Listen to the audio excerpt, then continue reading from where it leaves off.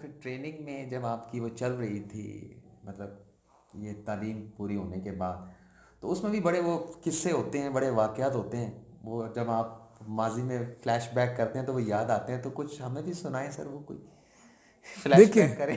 قصے تو بہت سارے ہیں چھوٹے چھوٹے ٹریننگ کے دوران، خاص کر وہ جو سینئرز ہیں وہ آپ کے ساتھ مختلف موقع پہ آپ کو سزائیں دی جاتی ہیں.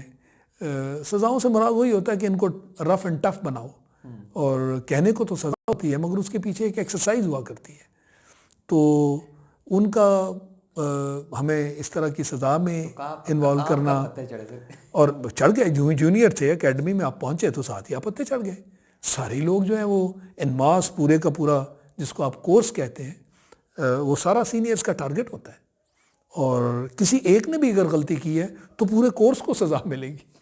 یہ اس کو کہتے ہیں کورس میٹ اسپرٹ، کہ اگر ایک نے بھی غلط کام کیا ہے تو ایک کی خاطر ہم باقی بھی اس کی سزا میں شامل ہوں گے. تو اس طرح کے قصے، اب انہی قصوں میں سے ایک قصہ میں آپ کو بتاؤں کہ اسی طرح ہم میں سے ایک نے کوئی غلط کام کیا تو سب کو سزا ملی. اب اپ ڈاؤن پش اپس تو یہ وہ تو سب ہو رہا ہے، اور وقت بھی ایسا چوز کیا جاتا تھا جب اچھی خاصی تکلیف ہو، یعنی لو ٹوپا جیسی جگہ مری کے ساتھ، اور سردی کا موسم، سنو فال. وہ بھینس والا کوئی اور واقعہ ہوا تھا سر؟ وہ واقعہ بھینس والا تو کچھ اس طرح تھا کہ جب یہ 71 کی وار تھی تو گارڈ ڈیوٹی کے لیے ہمیں ڈپلائی کیا گیا تھا ویلی میں. ان دنوں ہم چونکہ پائلٹس تو بنے نہیں تھے، تو جو ہم کام کر سکتے تھے اس کے لیے کر دیا گیا تھا. اور یعنی ویلی کے اندر آپ اندازہ کریں کہ اندھیرا گپ اندھیرے میں ایک ایک بندے کو ایک ایک جگہ پر چھوڑ دیا جاتا تھا کہ یہاں آپ نے حفاظت کرنی ہے پورے کیمپ کی. اور جنگ کا زمانہ تھا، اور آپ کو رائفلیں بھی پکڑا دی گئی کہ اگر کوئی دشمن یہاں آئے تو اس دشمن کو یہاں سے گزرنے نہیں دینا، کیونکہ آگے ہمارا پورا جو ہے وہ اکیڈمی ہے اور وہ بیس ہے، اور وہاں پہ تو کوئی نہیں ہم رسک لے سکتے تھے. تو اسی طرح ایک ساتھی تھا ہمارا، اور جب اس کو آوازیں آئیں تو سمجھا دشمن آ گیا ہے. وہ آواز اس طرح کی تھی کہ کوئی میرے خیال بھینس تھی، رات کے وقت میں کہیں سے وہ اپنی جگہ سے چھوٹ کر وہ بھاگی، تو یہ سمجھا یہ تو دشمن آ رہے ہیں. تو اس نے اپنی پوری ڈرل کی، سٹاپ فلاں یہ وہ جیسے ہمیں سکھایا گیا تھا. تو وہ بھینس تھی، وہ کہاں سے رکتی؟ جب نہیں رکی تو اس نے گولی چلا دی. اب لازمی چیز ہے گولی چلا دی اندھیرے میں، تو وہ بھینس کو تو نہیں مار سکا، مگر اس نے اپنی طرف سے تو اس نے ایک سٹیپ لے لیا نا. اور پھر حالت یہ ہوئی کہ اس نے گولی بھی چلا دی، پھر اس سے ڈرنا، اور یہ اگلے دن وہ بیمار ہو کے ہمارے ہاسپٹل میں ایڈمٹ ہو گیا، کیونکہ اس کو بخار چڑھ گیا اس چیز کی وجہ سے کہ رات کو دشمن آئے، میں نے گولی ماری، گولی سے مرا بھی کوئی نہیں، اور وہ پتہ نہیں کون تھے دشمن، کیسے گزر گئے، کہاں چلے گئے. تو اس طرح کا جو واقعہ ہے یہ ہماری ٹریننگ کا ایک حصہ، اور بڑا مذاق بنا رہا کہ گولی دشمنوں کو مارنے کی بجائے بھینس تک کو نہیں مار سکا، اور یہ وہاں گارڈ ڈیوٹی ہو رہی ہے. سر جی، یہ جو ہمارا ایک پراؤڈ پروگرام ہے JF100، اس میں پھر آپ کیسے آئے؟ وہ تو ایک ہے نا کہ آپ کو F-16 کے لیے بھی گئے، آپ جہاز اڑا کے بھی لائے، یس لیکن یہ بڑا آنر ہے کہ آپ اس سے بھی زیادہ کہ آپ JF100 پروگرام میں آئے. یہاں پر آپ کی پھر سلیکشن کس طرح سے ہوئی؟ ایسی کیا آپ کے اندر دیکھ لیا گیا تھا کہ یہ بندہ سرو کر سکتا ہے؟ میرے خیال میں دو وجوہات تھیں اس کی.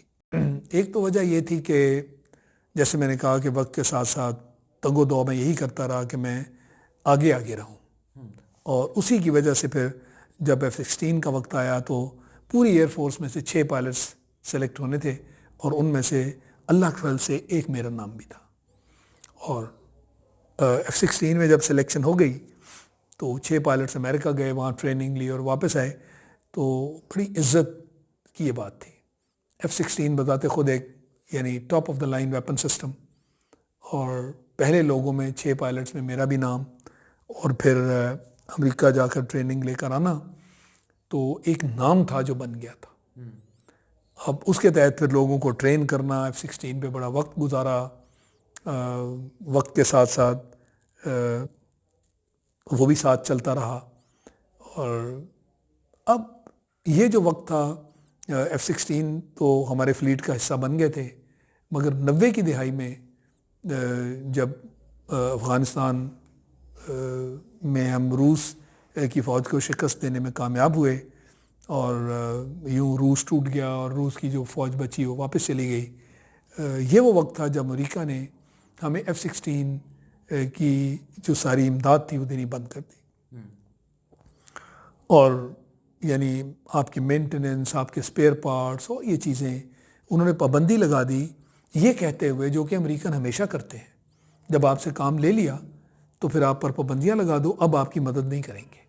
مدد تو وہ اسی لیے کر رہے تھے کہ ہم ان کی جنگ لڑ رہے تھے، اور اس کے تحت انہوں نے کہا جی کہ اب F-16 کے لیے مدد اس لیے نہیں ہوگی کہ ہمارا جو پریزیڈنٹ ہے یہ گارنٹی نہیں دے سکتا کہ پاکستان کا جو نیوکلیئر پروگرام ہے، ایٹمی پروگرام جو ہے، وہ سیف پرپسز کے لیے، یعنی یہ کہ آپ نیوکلیئر بم بنانے کے لیے یہ پروگرام آگے لے کر چل رہے ہیں، اور امریکہ تو اس کے خلاف تھا، تو پریزیڈنٹ یعنی یہ دستخط نہیں کر سکا یا نہیں کرے گا، ہم سیفٹی کی گارنٹی نہیں دے سکتے، لہذا آپ کی امداد بند ہو گئی۔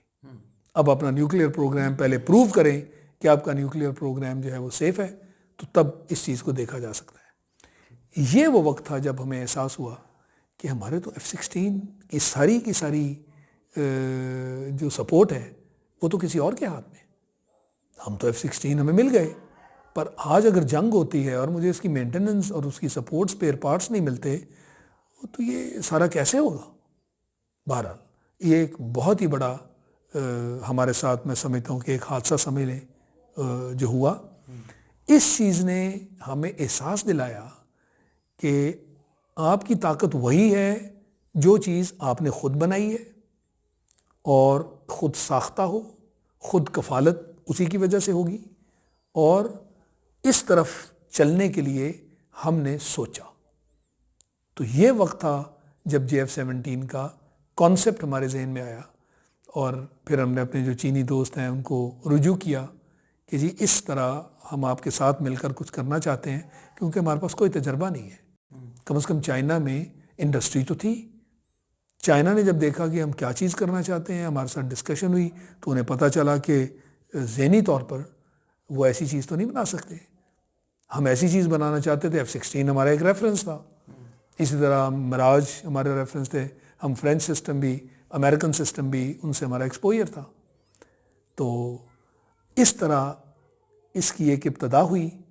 اب یہ پہلا قدم ہے کہ اس کی ابتدا کا ہونا وجہ کیا تھی، اور دوسری وجہ یہ تھی کہ امریکن جو ہیں انہوں نے ہم نے F-16 28 F-16 نئے ان کا آرڈر پلیس کیا ہوا تھا، تو جب ہمارے اوپر پابندیاں لگیں انہوں نے وہ بھی F-16 دینے سے انکار کر دیا، بلکہ اس حد تک انہوں نے کہا کہ یہ جو F-16 ہم نے آپ کے تیار کیے ہیں، ان کی پارکنگ جہاں ہے اس پارکنگ کے بھی جو پیسے ہیں قیمت وہ بھی آپ دیں گے۔ لیکن سر جب یہ پروگرام شروع ہو گیا Yes. اس میں شاہد لطیف کیسے آیا؟ اب شاہد لطیف کا آنا، ایک تو وجہ یہ تھی کہ F-16 کی میری بیک گراؤنڈ تھی، ٹھیک ہے، تجربہ تھا، اور اس میں سارے ماضی کو پھر دیکھا جاتا ہے کہ سورڈ آف آنر سے شروع ہوا۔ F-16 پہلے لوگوں میں سے، اتنا تجربہ F-16 میں آگے لوگوں کو بھی ٹرین کیا۔ اب جو جہاز آپ بنانے جا رہے ہیں وہ اس یا اس سے بہتر کیٹیگری کا بنانا ہے، تو بندہ تو وہ ہونا چاہیے نا جو پہلے تجربہ رکھتا ہو، پھر ایسا بندہ ہو جو زندگی میں جو اس نے کام کیے وہ کامیابی سے کیے۔ یہ چرچل جو ہے جب بھی لوگوں کو انٹرویو کرتا تھا تو ان سے پوچھتا تھا کہ یہ جو تمہارا پروفائل ہے وہ تو بہت اچھا ہے، پر یہ بھی مجھے بتاؤ کہ زندگی میں جو پروجیکٹس تمہیں ملے کوئی ایسے بھی پروجیکٹس ہیں جن میں تم ناکام رہے؟ یہ ایسے ہے نا جیسے آپ ڈاکٹر سے پوچھتے ہیں کہ سرجریز کتنی کی آپ نے، ہنڈریڈز آف سرجریز ڈاکٹر کرتے ہیں، کامیاب کتنی ہوئی؟ تو ناکام کتنی ہوئی؟ کامیاب کے ساتھ ناکام کتنی ہوئی؟ کہ کتنی سرجریز ہیں جس میں ہم نے بندہ مار دیا، ناکام ہو گیا نا۔ تو یہ کامیابی جو ہے بذات خود یہ ایک سرٹیفکیٹ ہوا کرتا ہے۔ تو الحمدللہ جو کورسز تھے، جو باقی چیزیں تھیں زندگی کی، اس میں کامیابیاں اللہ نے دیں۔ یہ جو کامیابیوں کا سفر ہے یہ بھی میری بیک گراؤنڈ میں تھا۔ اور پھر سب سے بڑی بات جو اصل بات میں کرنا چاہتا ہوں کہ اس وقت جو ہمارے ایئر چیف تھے وہ ایئر چیف مارشل مصطفی علی میر تھے، جو بعد میں بدقسمتی سے فوکر طیارے پر ایک حادثے کا شکار ہوئے اور یوں وہ